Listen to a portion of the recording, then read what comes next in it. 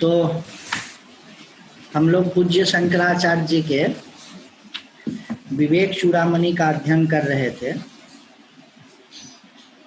और आज इसका जो टेक्निकल हिस्सा है, जो अंतिम हिस्सा महावाक्य विचार, वह आज समाप्त हो जाएगा। उसके बाद से केवल और केवल ब्रह्म का निरूपण और ध्यान की विधि और दृश्य की उपेक्षा, और वो मतलब कि जो भी वेदांत के सारे टेक्निकल हिस्से हैं, जो तकनीकी शब्दावली है, वो आज प्रयास करते हैं कि समाप्त हो जाएगा। फिर लगभग 2 सप्ताह में हम लोग विवेक चूड़ामणि को समाप्त कर लेंगे। और आज मेरा वो भी ठीक हो गया है, तो पीपीटी, तो हम लोग उसको सारे लोगों को मैं नोट कर देता। अब इसमें हम लोग क्या कर रहे थे? महावाक्य विचार कर रहे थे। महावाक्य विचार जो वेदांत है ना, वस्तुतः महावाक्य का ही एक्सपाउंड है, एक्सपांसन है, बस और कुछ नहीं। चाहे वह ब्रह्मसूत्र हो, चाहे भाष्य हो, चाहे जो भी प्रकरण ग्रंथ लिखे गए हो, मुख्य उसका है महावाक्य का अर्थ। आप समझ गए तो आप समझ गए। तो महावाक्य का क्या मैंने बताया था, महावाक्य क्या किसको कहते हैं, तो थोड़ा देख लें हम लोग।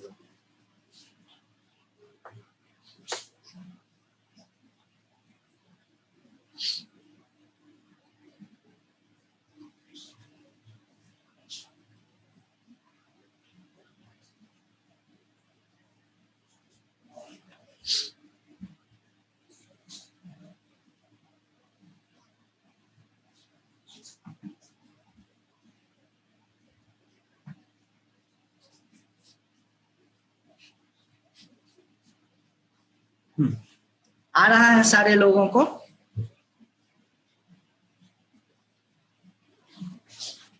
हेलो, हाँ आ रहा है जी जी। वाक्य में किसी एक या एकाधिक तत्वों के विषय में अलग अलग बताया जाता है। जैसे राम जाता है, आत्मा सत्य है, ब्रह्म सभी जगह है। तो ये सब क्या हो गए? वाक्य। इसमें किस एक चीज के बारे में बताया जाता है, चाहे वो ब्रह्म ही क्यों ना हो, चाहे वो आत्मा क्यों ना हो, लेकिन एक ही चीज हुआ ना, तो वह हो गया महावाक्य। और महावाक्य में मैंने सामान्यतः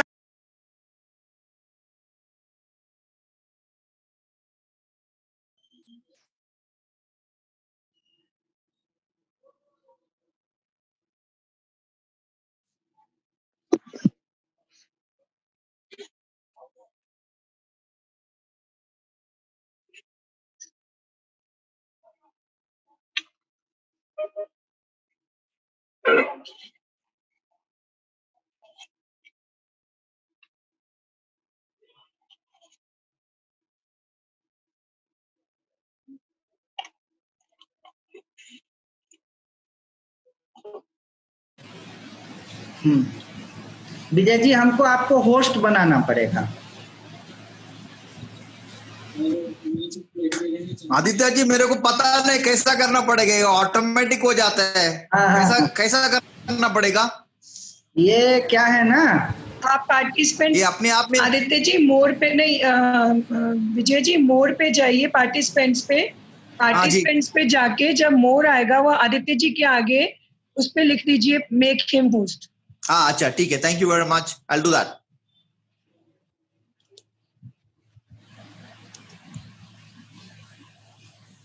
हाँ कर दिया आदित्य जी, कर दिया, आपको होस्ट कर दिया। ठीक।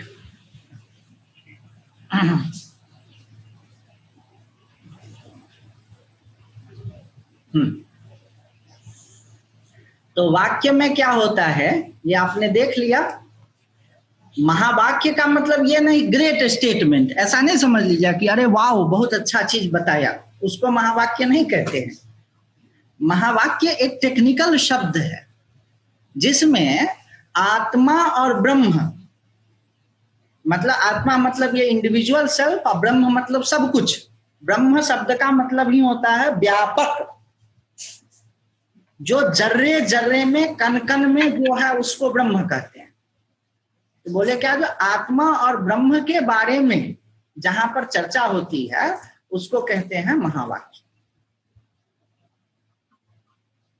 तो वाक्य में किसी एक चीज की चर्चा होती है, और महावाक्य में एक से अधिक चीजों की। उन दो चीजों की, आत्मा और ब्रह्म की एकता की बात होती है। मैंने इसमें सामान्यतः शब्द इसीलिए लगाया है कि कोई कोई साहित्यकार महावाक्य का अर्थ कुछ और भी करते हैं, लेकिन वो दो चीजों को मिलाने की बात को कहते हैं, कोई भी दो चीज की। लेकिन वेदांत में महावाक्य का मतलब होता है वैसे वाक्य जिसमें आत्मा और ब्रह्म की एकता की बात हो, उसको महावाक्य कहते हैं। ये एकदम स्पष्ट रखिएगा, ये समझते नहीं हैं लोग, तो कहते हैं अरे बहुत अच्छा बात बोला तो वो महावाक्य हुआ। नहीं हुआ। ब्रह्म सभी जगह है, यह भी महावाक्य नहीं है, यह वाक्य है। आत्मा सत्य है, यह भी वाक्य है। लेकिन जिन वाक्यों का अर्थ ऐसा हुआ कि आत्मा और ब्रह्म ये दोनों एक हैं, वो क्या कहलाएंगे, महावाक्य। अब देखिए, एक महावाक्य जिसका हम लोग विचार कर रहे हैं वह क्या है, तत्त्वम असि। अब इसको तोड़ करके देखिए तो इसमें संधि करके क्या होता है, तत्त्वम असि। तीन शब्द हैं वैसे। तत् का मतलब है वह, तत् शब्द का ही मतलब संस्कृत में होता है वह। वह कौन, ईश्वर, सर्वज्ञ, सब कुछ जानने वाला। त्वम का क्या मतलब होता है, जीव, अल्पज्ञ, थोड़ा जानने वाला। और असी का मतलब हो, तो तत्त्वमसि का क्या मतलब हुआ, वह तुम हो। अच्छा, संस्कृत में पलट करके कहिए तो तुम वह हो, ये हुआ तत्त्वमसि का मोटा मोटा अर्थ। तो तत्व जो है वह तो ईश्वर है, सब कुछ करने वाला है, सब कुछ जानने वाला है। जो सब कुछ जानने वाला होता है वही सब कुछ करने वाला भी होता है। अगर आप कह दीजिए कि वह सब कुछ जानता है, इसका मतलब क्या हो गया कि वह सब कुछ कैसे करना है यह भी जानता है। ठीक है ना। सब कुछ करने वाला कह दीजिए तो कोई मशीन भी हो सकता है, वह चेतन तत्व नहीं हो सकता है ना। लेकिन सर्वज्ञ कह देने से ईश्वर की पूरी परिभाषा जो है ना एकदम से समझ में आ जाती है कि सब कुछ कैसे करना है। इस बात को जो जानता है वह क्या है, सब कुछ जानने वाला। तो वह सर्वज्ञ भी है, सब कुछ करने में भी सक्षम है। वह हो गया तत् पदार्थ का अर्थ। तत् शब्द का अर्थ हो गया ईश्वर, सर्वज्ञ, सब कुछ जानने वाला। त्वम का हो गया तुम, जीव, अल्पज्ञ, थोड़ा जानने वाला। जीव जो है ना बेचारा थोड़ा जानता है। अरे न्याय पढ़ ले, वेदांत पढ़ ले, संस्कृत पढ़ ले, अंग्रेजी पढ़ ले, मेटाफिजिक्स पढ़ ले, फिजिक्स पढ़ ले, चांद पर चल जाए, थोड़ा जानता है। उसको चांद बनाने नहीं आता है, चांद पर जाने आता है। ईश्वर को तो चांद भी बनाने आता है। ईश्वर बड़ा और जीव जो है छोटा, अल्पज्ञ। और दोनों में ऐक्य का क्या मतलब हो गया कि वह तुम हो। अब देखिए, अब महावाक्य का कैसे अर्थ किया जाएगा। तत्व मतलब चैतन्य प्लस सर्वज्ञ, और त्वम का मतलब चैतन्य प्लस अल्पज्ञ। ठीक है। यह जो तत्व है वह केवल सब कुछ जानने वाला नहीं है, चैतन्य है, उसमें कॉन्शसनेस। और उस कॉन्शसनेस की विशेषता क्या है, उसकी उपाधि क्या है, उसका उपलक्षण क्या है, सर्वज्ञत्व। सब कुछ जानना जो है उसकी उपाधि है, उसकी डिग्री है, और कह लीजिए तो उपलक्षण है। और त्वम में चैतन्य जो है, जो जीव है, त्वम का तो अर्थ आप समझ गए हैं, जीव, तुम, तो वो क्या है, थोड़ा जानने वाला है। तो सर्वज्ञ और अल्पज्ञ ये दोनों क्या है, उसकी उपाधि है, उसका आगंतुक धर्म है, वो वस्तुतः वो नहीं है। ठीक। अब इसमें सर्वज्ञ तो अल्पज्ञ, सर्वज्ञ मतलब सब कुछ जानना, और अल्पज्ञ मतलब थोड़ा जानना, इस दोनों को हटा दीजिए तो फिर चैतन्य मात्र ही बचता है। वही तत्वमसि का मतलब तुम ईश्वर हो यह नहीं है। तत्वमसि का मतलब है कि न तुम सब कुछ जानने वाला हो, न तुम थोड़ा जानने वाला हो, तुम तो चैतन्य मात्र हो। यह है वेदांत में महावाक्य का अर्थ करने की पद्धति।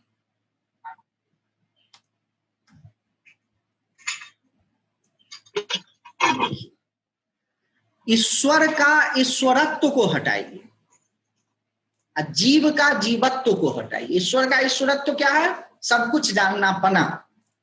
और जीव का जीवत्व क्या है? थोड़ा जानना पना। समुद्र का समुद्रत्व क्या है? विशाल, अपरिमेय, बड़े बड़े जहाज को डुबा देना। और तरंग का क्या है? छोटा। कितना भी बड़ा तरंग हो तो सुनामी वाला ही तरंग हो तो समुद्र के मुकाबले तो बहुत छोटा है। जीव कितना भी बड़ा हो, कितना भी ऐश्वर्यशाली हो, कितना भी चमत्कार दिखा दे, ब्रह्मांड नहीं बना सकता है। अरे ब्रह्मांड बना दे, महाब्रह्मांड नहीं बना सकता है। और बड़े बड़े ब्रह्मांड बनाने वाले चले गए, है ना।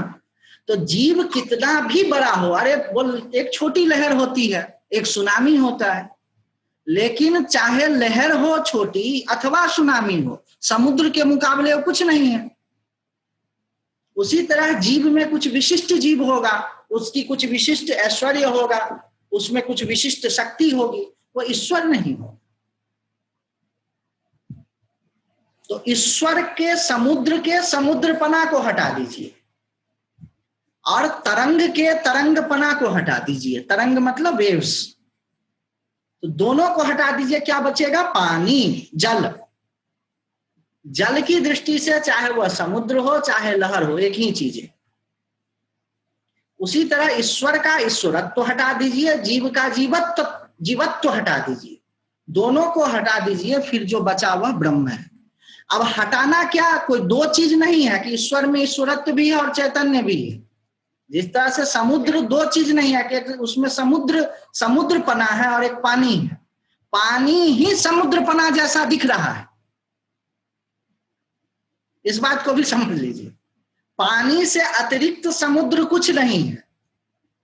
अगर आप शेप, साइज, नाम, रूप देख रहे हैं तो समुद्र है, और नाम रूप को हटा दीजिए तो तब पानी ही पानी। ईश्वर का ईश्वरत्व हटा दीजिए, जीव का जीवत्व हटा दीजिए। हटाइए क्या? हटाने की जरूरत नहीं है। आपकी बुद्धि में जो समुद्र बैठा हुआ है उसको हटाइए। उसमें से कोई ऐसा नहीं कि गुण को नोच करके हटा दीजिए। समुद्र को पानी बनाने के लिए आपको कौन सा चीज समुद्र में से निकालना पड़ेगा कि समुद्र पानी बन जाए, जल बन जाए? कोई भी चीज नहीं हटाना है। आपकी बुद्धि खाली पलटनी है, इसीलिए इसको अज्ञान कहते हैं। इसमें चीज को नहीं बदलना है, आपकी समझ को बदलना है। समुद्र को जल होने के लिए कितना समय लगेगा? अच्छा, एक ब्राह्मण है, उसको मनुष्य बनने के लिए कितना समय लगेगा? कुछ भी नहीं। आपकी बुद्धि में आप उसको ब्राह्मण मानिए चाहे मनुष्य मानिए।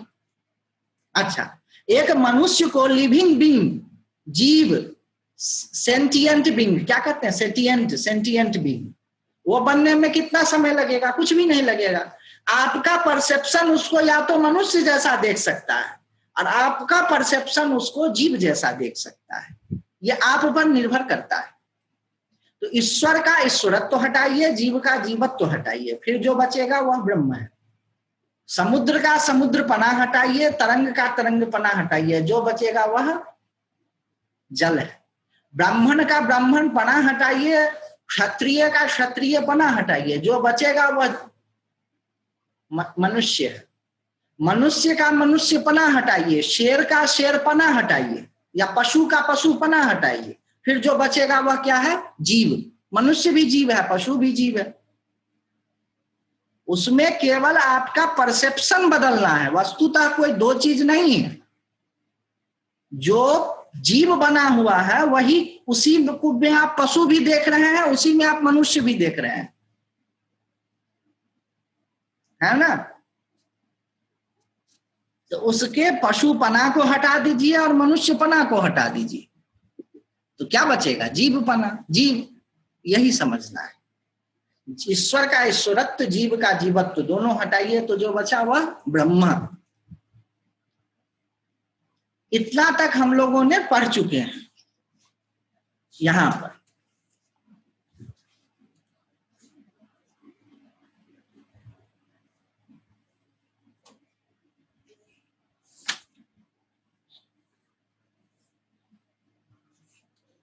सूरज और खद्योत वाला 244 पढ़ चुके हैं, 245 अब पढ़ेंगे। तयो विरोध अयम उपलभ्यते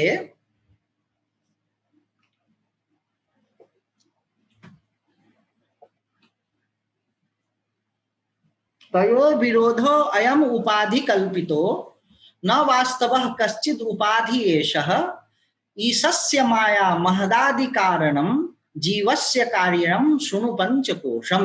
245।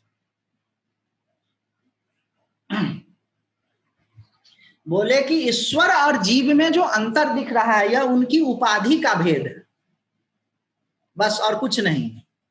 उपाधि मतलब उन पर कुछ विशेष एक चीज आ गया है। उपाधि उपलक्षण और विशेषण तो आपको पढ़ाया था। कुछ बाहर से एक चीज बस दिख रहा है नहीं। तो बोले ईश्वर की उपाधि क्या है? तो ईश्वर की उपाधि कारण रूप उपाधि है, माया।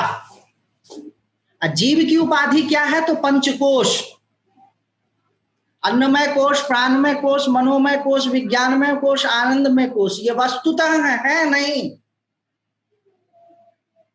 जिस तरह जल का लहरपना वस्तुतः है नहीं, कुछ समय के लिए आया है, और जब लहरपना है उस समय भी लहर जो है वह जल ही है।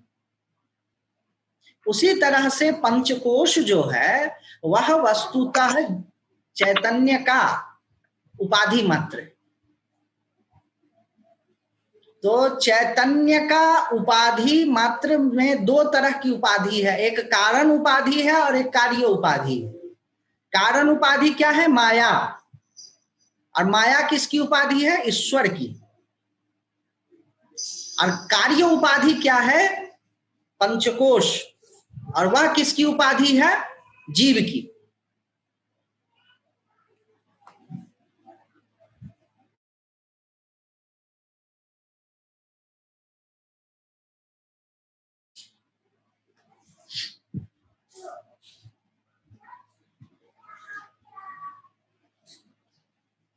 यह दो जो उपाधियां हैं, कारण और कार्य को आप समझ लीजिए। माया कारण है और पंचकोश कार्य है।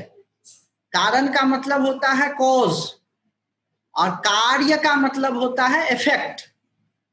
तो आप लोग तो जानते हैं कि माया से कैसे 5 महाभूत बने और उसी से कैसे फिर पंचकोश आदि का निर्माण होता है।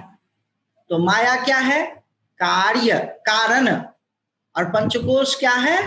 कार्य। और ईश्वर की उपाधि क्या है? कारण। और जीव की उपाधि क्या है? कार्य। हाँ, तो वही कह रहे हैं कि यह दोनों का उपाधि के कारण है और यह उपाधि कुछ भी वास्तविक नहीं है। The cause of difference is due to उपाधि। पहला इसमें ना 2 कारण शब्द हैं। इस लाइन में 245 श्लोक के अर्थ में 2 कारण शब्द हैं।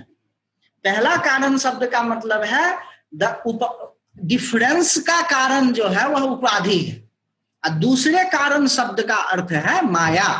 माया चूंकि कॉज है सारे चीजों का, इसीलिए उसको कारण रूपा माया है। ईश्वर की उपाधि क्या है? The Maya which is cause of everything. और जीव की उपाधि क्या है? पंचकोश व्हिच इज इफेक्ट ऑफ माया। ऐसे करके इसको समझिएगा। ये देखिए अयादि संधि है। एतौ उपाधि परजीवयोः तयोः। ये जो उपाधि हैं परमात्मा और जीव के हैं। पर मतलब परमात्मा, जीव मतलब जीवात्मा। सम्यक निराशे न परो न जीवः। और इन उपाधियों को हटा दीजिएगा तो न परमात्मा बचेगा न जीव बचेगा, न ईश्वर बचेगा न जीव बचेगा। वेदांत जो है ना आपको ईश्वर नहीं बनाता है, वेदांत जो है ना आपको ब्रह्म बनाता है। राज्यम नरेंद्रस्य भटस्य खेटकः तयोर उपहयन भटो न राजा। शंकराचार्य कभी कभी मजाक करते हैं, बोले कि राजा की राज्य क्या है? उपाधि है, और सैनिक की उपाधि क्या है? ढाल। खेटक मतलब ढाल, भट मतलब होता है योद्धा, सैनिक, वो उसकी उपाधि है। अब जब किसी राजा के पास में राज्य ही नहीं है तो राजा कहलाएगा क्या? नहीं कहलाएगा। उसी तरह किसी सैनिक है, योद्धा है, उसके पास में ढाल नहीं है, उसके लड़ने का औजार ही नहीं है, तो सैनिक थोड़े कहलाएगा, योद्धा थोड़े कहलाएगा। बोले तब जब जो राज्य भी कोई राजा है और युद्ध लड़ रहा है, युद्ध में उसका राज्य चला गया और उसका जो सैनिक है उसका ढाल टूट गया, तलवार टूट गई, सारा चीज उसका टूट गया, और दोनों जान बचा करके भाग गए जंगल में, तब कौन राजा कौन सैनिक? है ना। उसी तरह से जब ज्ञान अटैक करता है, ज्ञान, ब्रह्म ज्ञान जब आप पर अटैक करता है तो ईश्वर भी भाग खड़ा होता है और जीव भी भाग खड़ा होता है। मतलब जीव का जीवपना भाग खड़ा होता है और ईश्वर का ईश्वरपना भाग खड़ा होता है। राजा का राज्य चला जाता है और सैनिक का ढाल तलवार चला जाता है, और बचता क्या है? मनुष्य मात्र। उसी तरह जब ब्रह्म ज्ञान अटैक करता है, हमला करता है, तो आपका भी होनापन, जीवपना चला जाएगा और ईश्वर का ईश्वरपना चला जाएगा, और जो बचेगा वह क्या है? ब्रह्म। इसको समझ लीजिए। अब यह कह रहे हैं, अथात आदेश इति श्रुति स्वयं निषेधति ब्रह्मणि कल्पितम द्वयम श्रुति प्रमाणानुगृहीत युक्त्या तयोर निरासः करणीय एव। अब कहेंगे कि अरे आप ऐसा बोलते हैं कि ईश्वर को भी खत्म कर डालो, जीव को खत्म कर डालो, या तो समझ में आ जाता है, ईश्वर को खत्म कर डालो। क्या बात करते हैं आप? ज्यादा वेदांत पढ़ लिए हैं, उस समझ में आपकी बात हमें लग नहीं रही है, कुछ गड़बड़ है। उस पर कह रहे हैं कि भैया हम ही नहीं कर रहे हैं। देखिए उपनिषद में आया है, बृहदारण्यकोपनिषद में, अथात आदेश नेति नेति, यह आदेश है, यह उपदेश है। नेति नेति, यह नहीं, यह नहीं, अन्न में नहीं, प्राण में नहीं, मनो में नहीं, विज्ञान में नहीं, आनंद में नहीं, माया नहीं, ईश्वर नहीं, जीव नहीं, मतलब सब कुछ का आप निषेध कर दीजिए। ये तो उपनिषद में आया है, श्रुति में आया है, और वेदांत में श्रुति प्रमाण, श्रुति की बात सबसे ऊपर मानी जाती है। उसमें आपकी लॉजिक भी नहीं चलेगी, आपका अनुभव भी नहीं चलेगा, क्योंकि आपका अनुभव तो अभी यह कहता है कि दुनिया सच्ची है, श्रुति कह रही है कि दुनिया झूठी है, तो आपकी अनुभव को हम कैसे मान लें? क्योंकि जिन लोगों ने जाना है उन लोगों ने कहा है कि श्रुति सही कह रही है, वेद सही कह रहा है। इसमें स्वामी विवेकानंद जी का एक याद आ जाता है। स्वामी विवेकानंद जी बोलते थे कि कभी कभी लगता है कि वेद सच्चे हैं, क्योंकि मेरा अनुभव भी ठीक कहता है, ऐसा ही कहता है, और कभी कभी लगता है कि मेरा अनुभव ठीक है क्योंकि वेद भी ऐसा कहते हैं। समझ गए ना? कभी कभी लगता है कि वेद ठीक है क्योंकि मेरा अनुभव भी वैसा ही कहता है, और कभी कभी लगता है कि मेरा अनुभव ठीक है क्योंकि वेद भी वैसा कहता है। ये है एकदम सही अप्रोच, राइट अप्रोच, कि अपने अनुभव को वेद से मिलाइए और वेदों से अपने अनुभव को मिलाइए। ये जो हम लोग कहते हैं ना कि वेद का प्रामाण्य है, तो अन्य धर्म में जिस तरह माना जाता है कि वो अनुभव केवल उसी को हुआ है और किसी को नहीं हो सकता है, ऐसा हम लोग नहीं मानते हैं। हम लोग यह कहते हैं कि वेदों में जो अनुभव वर्णित है वह आपको भी हो सकता है, लेकिन आपको जब वो वाला अनुभव हो तब आप अपने अनुभव पर रुकिए, उससे पहले मत रुकिए। ये हम लोग के वेद प्रमाण में और अन्य धर्म में जो अपने किताबों को प्रामाणिक मानते हैं उसमें ये अंतर है। दोनों लोग ही मानते हैं कि जो बात वेद में लिखी है और अन्य धर्म ग्रंथों में लिखा है वो सच्ची है, लेकिन हम लोग क्या कहते हैं कि जो बात वेदों में लिखी है वह अनुभव आपको भी हो सकता है। इस बात को वो और लोग नहीं मानते। ये थोड़ा सा अंतर है। आपकी अनुभव ठीक क्यों है? क्योंकि वेदों में लिखा है। वेद क्यों ठीक है? ऐसा क्यों साधक को लगता है? क्योंकि मेरा अनुभव भी वैसा होता है। तो नेदम नेदम कल्पितत्वान्, ये अथात आदेश इति श्रुति स्वयं निषेधति ब्रह्मणि कल्पितद्वयम् श्रुति प्रमाणानुगृहीत युक्त्या तयोर निरासः करणीय एव। इस तरह से श्रुति प्रमाण के द्वारा, वेद प्रमाण के द्वारा ईश्वर का ईश्वरत्व और जीव का जीवत्व का निराश करने को कह रहा है, हटाने को कह रहा है। अथात आदेश नेति नेति ऐसा कह करके, तो उसको आप कीजिए, उसको आप हटाइए। नेदम नेदम कल्पितत्वं न सत्यम रज्जौ दृष्टौ ब्यालवत् स्वप्नवच्च इत्थम दृश्यम साधु युक्त्या व्यप्योह्य ज्ञेयम पश्चाद एक भावस्तयोर्यः। जो भी आपके सामने में आए उसको कहते जाइए यह नहीं, नेदम नेदम।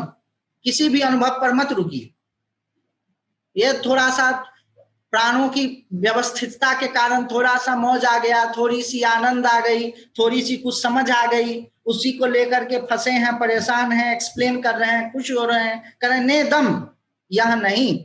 जहां भी जिस अनुभव को भी आप पॉइंट कर सकते हैं कि यह वह नहीं है।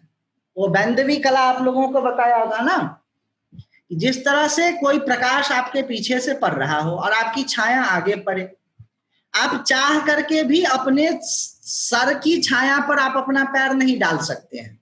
क्यों नहीं डाल सकते हैं? जो ही पैर बढ़ाएंगे बस सर की छाया आगे बढ़ जाएगी। उसको कहते हैं वैंदवी कला। उसी तरह से आप जिस अनुभव को पॉइंट आउट कर दिए कि यह वाला अनुभव, यह जैसा जो अनुभव हुआ वह अनुभव नहीं है, फंसिए मत। थोड़ा सा कुछ इंसाइट हो गया, थोड़ी सी कुछ प्राण आदि के स्पंदन के कारण सुख आने लगा, थोड़ा सा मजा आने लगा, उसको मना नहीं करना है। सामान्य से तो बेहतर है ही, लेकिन वहीं पर रुक जाना है ऐसा नहीं। नेदम नेदम, यह नहीं करके आगे बढ़ते रहिए। और जो भी प्रतीत हो उसको सच्चा मत मानिए। कहिए कि यह नहीं है अनुभव, यह अल्टीमेट अनुभव नहीं, यह अल्टीमेट अनुभव नहीं। कैसे? तो जिस तरह से रज्जू में सांप जिस तरह से अपना, अथवा सपना जैसे, रज्जो दृष्ट ब्यालवत स्वप्नवच्च, रज्जू में जो ब्याल मतलब सांप, रस्सी में जो सांप दिखता है उसकी तरह, अथवा क्या है स्वप्नवच्च, या अथवा सपने की तरह, उसको झूठा मानिए। इत्थम दृश्यम साधु युक्त्या व्यप्योह्य, और यह जो सामने में दृश्य दिख रहा है उसको साधु युक्ति से, अच्छी अच्छी युक्तियों से अच्छी तरह से समझ करके उनको जो है आप व्यपोह्य कीजिए, हटाइए। ज्ञेयम पश्चात एक भावस्तयोर्यः, उसके बाद आपको जीव और ईश्वर के बीच में एक भाव है, एक ही है, भाव भी मत कहिए, एक ही है, वह आपको समझ में आ जाए। तो बोले कि उसको अच्छी तरह से समझ करके साधु युक्तिया, तो साधु युक्ति, साधु का मतलब होता है अच्छी, युक्ति का मतलब होता है युक्ति, युक्त्या तृतीया में है, साधु युक्त्या, साधु युक्ति से उसको समझिए। कैसे समझिए? ततस्तुतौ लक्षणया सुलक्ष्यो तयोः अखंडैक रसत्व सिद्धये नालम जहत्या न जहत्या किंतु भयात्मिकै व्यभाव्यम। अब यहाँ पर एक टेक्निकल शब्द आया है कि उसको ततस्तु लक्षणया सुलक्ष्यो, किस दोनों को? ततस्तु तौ जो है वह द्विवचन में है, तो किस दोनों को? ईश्वर और जीव को। कैसे समझिए?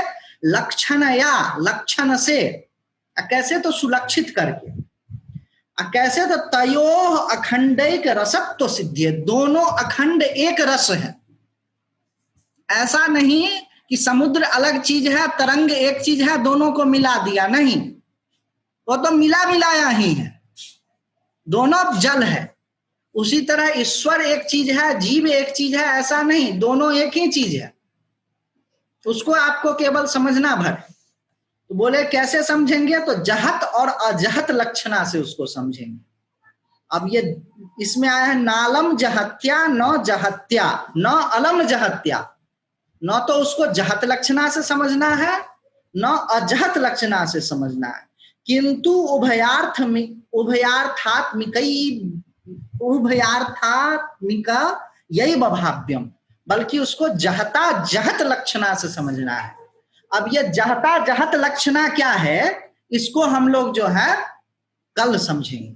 ये थोड़ा सा बचा हुआ है, वो जहत और अजहत लक्षणा क्या है ये हम लोग कल समझेंगे। अब समय हो गया है, तो अगर कोई प्रश्न हो तो आप पूछ लीजिए, और इस प्रश्न के बाद जब हम रिकॉर्डिंग बंद कर देंगे तो एक अनाउंसमेंट करना है संस्कृत क्लास से संबंधित, वह हम आप लोगों को कर देंगे, बता देंगे। कोई प्रश्न हो तो पूछ लीजिए।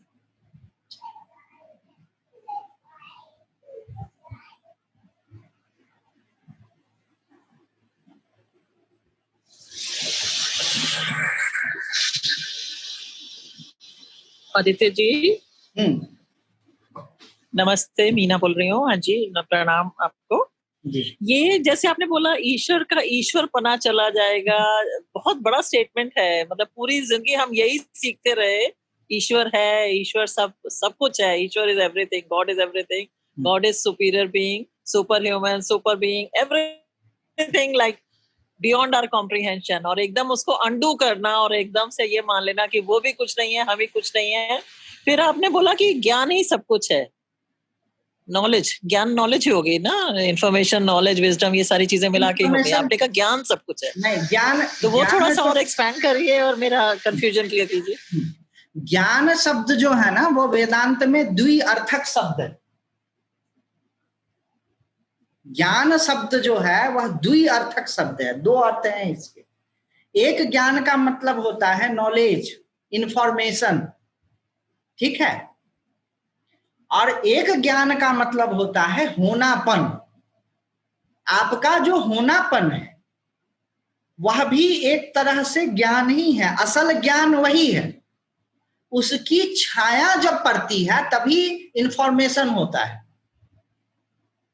इसको थोड़ा सा आपको समझना पड़ेगा। आप अपने में जाइए, अपनी ओर जाइए, और आप किसी चीज को कैसे जानते हैं? Through words. लेकिन उस वर्ड्स को कैसे जानते हैं? आप क्या यह जानते हैं कि आप जानते हैं?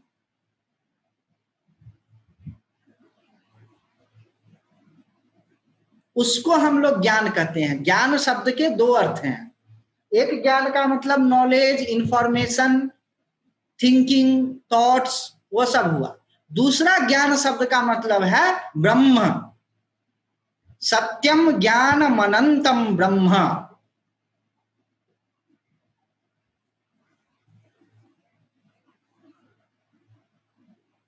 तो जब हम कह रहे हैं कि ईश्वर का ईश्वर पना हटाइए और जीव का जीव पना हटाइए, तो यह इंफॉर्मेशन नहीं बल्कि ब्रह्म होइए। अब यह चीज समझना कि दोनों अर्थ क्यों उपयोग किया जाता है ज्ञान के लिए।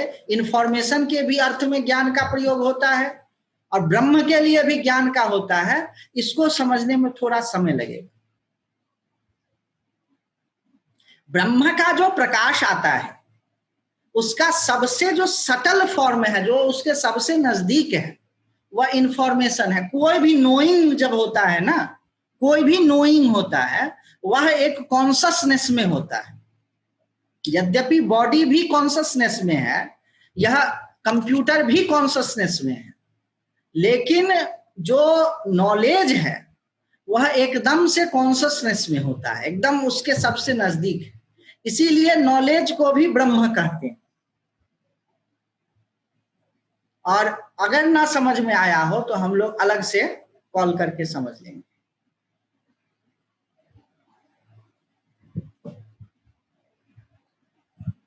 और कोई प्रश्न?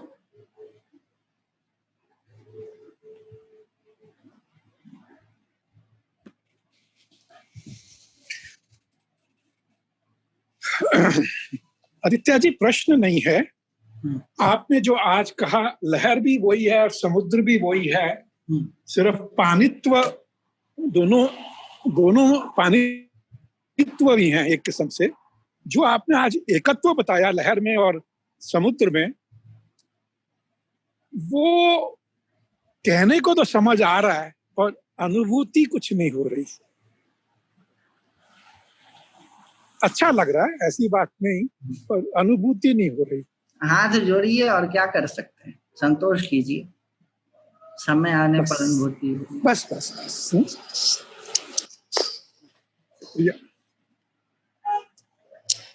सर मेरे एक क्वेश्चन है कि कभी कभी शरीर में प्राण ऊर्जा बढ़ जाए तो उसे मतलब कि कैसे कंट्रोल करें तात्कालिक रूप में? दौड़िए, सुबह फिजिकल एक्सरसाइज, सूर्य नमस्कार कीजिए। अच्छा, जी जी जी। देखिए, जो इंटेलेक्चुअल लोग होते हैं ना, सोचने समझने वाले, उनको कहा जाए कि सूर्य नमस्कार करके आप अपने प्राण को ठीक कीजिए, तो उनको थोड़ा सा शर्म लगता है, अरे मैं इतना सोचने समझने वाला आदमी और एक्सरसाइज करके अपने प्राण को कंट्रोल करूं, अपने थॉट विचारों को कंट्रोल करूंगा, विचारों को तो विचारों से कंट्रोल करूंगा, वो होता नहीं। हाँ जी जी, वही वही, क्योंकि मेरे दर्द तो सर में है जी, तो वो तो होता ऐसा लगता है कि दर्द सर में है तो हम क्यों। हाँ हाँ, हम ऊंचे वाले हैं तो हम तो ज्ञानी हैं, तो ज्ञान के द्वारा कंट्रोल करेंगे, शरीर की एक्सरसाइज के द्वारा क्यों करेंगे, या प्राणायाम के द्वारा क्यों करेंगे?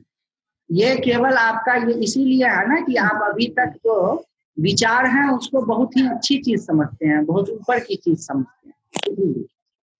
विचार भी जड़ है, सही बात, जी मन भी जड़ है, वही गलती है जी जी, जो आपकी थिंकिंग और थॉट की प्रोसेस है वह कोई बहुत ही चेतन चीज नहीं है। इसीलिए जो समझदार लोग हैं कहते हैं कि विचार कुछ होते नहीं, वह तो एक पैटर्न बना हुआ है, उस पैटर्न के हिसाब से ब्रेन में फिजियोकेमिकल रिएक्शन हो रहे हैं और विचार हो रहे हैं, तो वो विचारों के द्वारा भी कंट्रोल होते हैं। लेकिन जब ज्यादा मामला गड़बड़ा जाता है तो एक्सरसाइज करना चाहिए और प्राणायाम करना चाहिए।